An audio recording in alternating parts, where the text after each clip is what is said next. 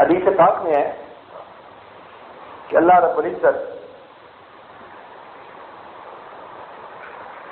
ایمان والوں سے کہیں گے کہ تم جہنمیوں کی اگر شفاعت کرنا چاہتے ہو تو کرو. تو جہنمی پل صراط پر آئیں گے، جنتی پل صراط پر آئیں گے کہ جہنمیوں کو پہچان کر ان کی شفاعت کریں.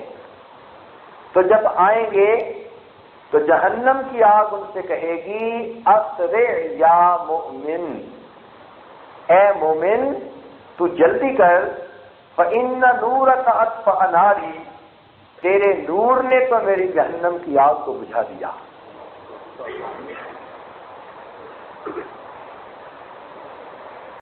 تو جہنم کی آگ بروں کو تو جلائے گی، ایمان والوں کو نقصان نہیں پہنچا سکتی، بلکہ ایمان والوں کے ایمان کا نور جہنم کی آگ کے بجھنے کا سبب بنے. دنیا کی آگ جس طرح پانی سے بجھتی ہے، جہنم کی آگ ندامت کے بہے ہوئے آنسوؤں سے بجھتی ہے.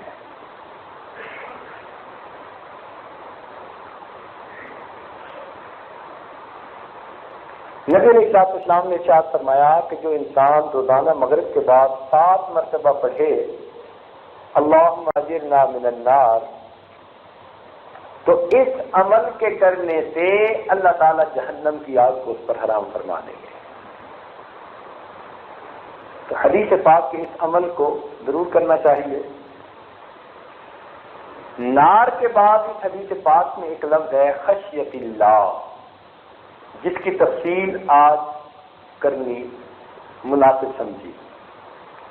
خشیت اللہ کا مطلب ہوتا ہے اللہ کی خشیت.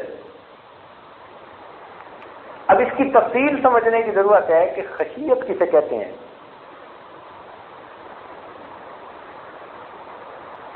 امام راغب اصفہانی نے مفردات میں لکھا ہے الخشوع الذراع واکثر ما یستعمل فيما يوجد من الجوارح، اور یہ اکثر استعمال ہوتا ہے اعضاء کے اوپر انسان کے جو کیفیت ہوتی ہے.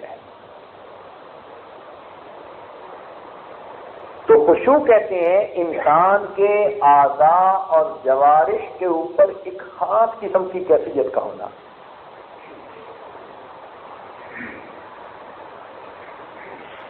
امام غزالی رحمۃ اللہ علیہ فرماتے ہیں کہ جب آگ جلائی جاتی ہے تو آگ کی وجہ سے دھواں اٹھ رہا ہوتا ہے، دھوئیں کو دیکھ کر اس آگ کا اندازہ ہو جاتا ہے.